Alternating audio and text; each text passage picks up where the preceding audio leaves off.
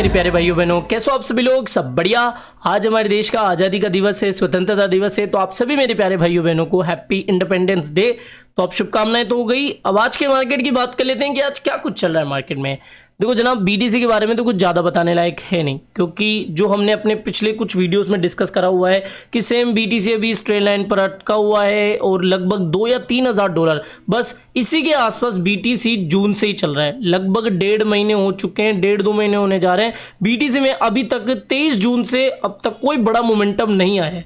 पूरा जुलाई का मंथ निकल गया सेम चीज के अंदर, और मार्केट में जो वॉल्यूम है लगभग गायब ही होती हुई दिख रही है। तो यहां पर एक्सपेक्ट मैं ये कर रहा हूं कि लगभग 28,500 तक बीटीसी के आने के चांसेस बन रहे हैं। और यहां पर से ये जो आपको फॉलिंग वेज दिख रहा है, इसका इस तरीके से ब्रेकआउट संभव है। तो ये सीधी बात हो गई बीटीसी के बारे में। तो अगर कुछ ट्रेड भी लेना है तो एटलीस्ट 28,400 से 500 इन लेवल्स का ध्यान रखो। यहां पर एक अच्छा खासा सपोर्ट बीटीसी के लिए बन रहा है।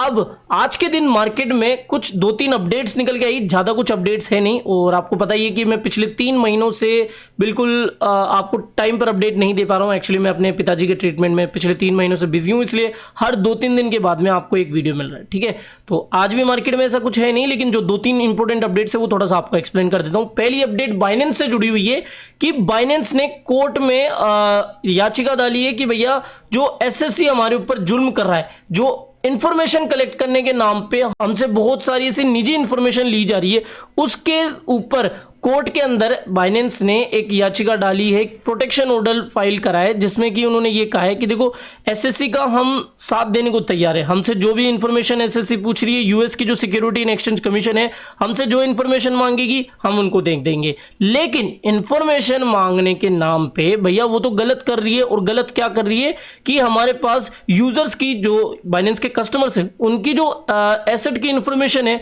वो भी एसएससी मांग रही है। और यहां पर आप क्लियरली देख सकते हो every single document procession related to customer assets, यानी कि कस्टमर की जो डिटेल्स है, एसेट की डिटेल्स है, वो भी एसएससी मांग रही है। तो ये तो सरासर बोझिल करने वाली बात होगी कि बाइनेंस के ऊपर बहुत ज्यादा लोड डाला जा रहा है कि वो हर एक कस्टमर की डिटेल उनको दे, और इंफॉर्मेशन कलेक्ट करने के नाम पर ये प्राइवेसी से जुड़ी हुई चीजें हैं वो भी मांग रही है। तो इसी का प्रोटेक्शन लेने के लिए जो बाइनेंस है उसने यूएस की कोर्ट के अंदर प्रोटेक्शन ऑर्डर फाइल कराया। तो उससे रिलेटेड ये एक अपडेट हो गई। इसके अलावा बाइनेंस की एक अनाउंसमेंट भी आई है कि बाइनेंस ने 3 बड़े टोकन, एसएनएम, सोनम टोकन का नाम तो आपने सुना ही होगा, मार्केट में पहले बहुत प्रचलित था ये, एसएनएम, एसआरएम और वाईएफआईआई, इन तीनों टोकन्स को उन्होंने डीलिस्ट करने का अनाउंसमेंट कर दिया है।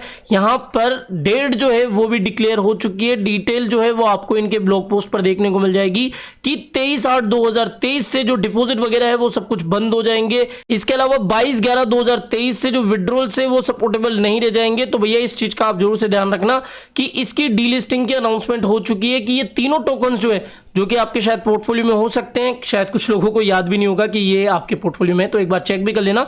एसएनएम, एसआरएम और वाईएफआईआई, ये तीनों टोकन डीलिस्ट होने जा रहे हैं बाइनेंस एक्सचेंज के ऊपर से। बाकी डिटेल आपको बाइनेंस के ऑफिशियल ब्लॉग पोस्ट या फिर उनके ट्विटर हैंडल पर देखने को मिल जाएगी। जो मेन बात थी आपके मतलब की, वो मैंने आपको इस वीडियो में बता दी। अगली अपडेट है एफडीआईसी। यूएस की जो एफडीआईसी है, एफडीआईसी क्या है, जैसे हमारे रिजर्व बैंक की सब्सिडरी है deposit insurance and credit guarantee corporation, FICGC. ये जो हमारी एजेंसी है, जो कि गवर्नमेंट की एक एजेंसी है, बेसिकली जब भी कोई बैंक फेलियर हो जाता है या फिर बैंक बैंकरप्ट हो जाता है, तो जो डिपॉजिट इंश्योरेंस वगैरह जो भी होते हैं उस बैंक के अंदर, अगर आपने कुछ डिपॉजिट करा हो, कुछ इंश्योरेंस वगैरह आपने लिया हो, तो अगर बैंक फेल हो जाएगा तो ये जो कॉर्पोरेशन होगी, जो कि deposit insurance and credit guarantee corporation है, वो आपकी इस चीज में फिर मदद करेगी, वो फिर इसका जो है भुगतान करेगी। तो इसी तरीके से यूएस के अंदर एफडीआईसी है। अब ये जो एफडीआईसी है उसने पहली बार रिस्क रिव्यू रिपोर्ट जारी करी है, वो भी क्रिप्टो करेंसी से रिलेटेड। इस रिपोर्ट में उसने ये बताया है कि देखो क्रिप्टो एसेट जो है वो काफी वोलेटाइल है, जो कि ऑलरेडी हमें पता है। इसके अलावा उन्होंने नई बात क्या कही कि भैया देखो 2022 में बहुत सारे क्रिप्टो के कांड्स देखने को मिले, बहुत सारे जो स्टेबल कॉइन्स थे, जो कि सो कॉल्ड स्टेबल कॉइन्स थे, जैसे यूएसटी, ये भी डीपेग हो चुके थे। तो इसकी वजह से क्रिप्टो मार्केट काफी रिस्की मार्केट है। सोच समझ के जो आपका पैसा है, जो हार्ड मनी है, उसको इसमें डाले। तो ये एक रिस्क रिव्यू रिपोर्ट आई है एफडीआईसी की तरफ से।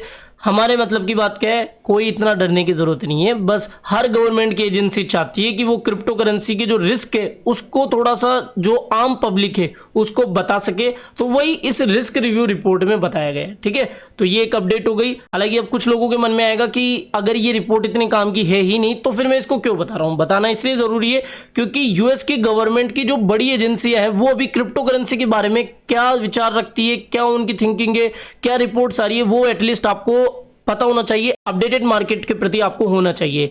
अगली जो अपडेट है वो सिंगापुर से आ रही है कि जो सिंगापुर की मॉनेटरी अथॉरिटी है, सिंगापुर मॉनेटरी अथॉरिटी ने एक अनाउंसमेंट करा है कि वो जल्द से जल्द स्टेबल कॉइन रेगुलेशन फ्रेमवर्क जो है वो लाने जा रही है, यानी कि लगभग फाइनल स्टेज में हो चुका है ये फ्रेमवर्क। और जल्द से जल्द सिंगापुर की जो मॉनेटरी अथॉरिटी है वो अपने देश के अंदर स्टेबल कॉइन जो रेगुलेशन है वो ला देगी। इसके बाद में होगा क्या कि जो स्टेबल कॉइन जिनका डर रहता था कि भैया ये जो डीपेग हो जाएंगे या फिर कई बार $1 से नीचे उनकी प्राइस चल जाती थी, वो थोड़ा खतरा कम हो जाएगा इस रेगुलेशन के आने के बाद में या फिर इस फ्रेमवर्क के आने के बाद में।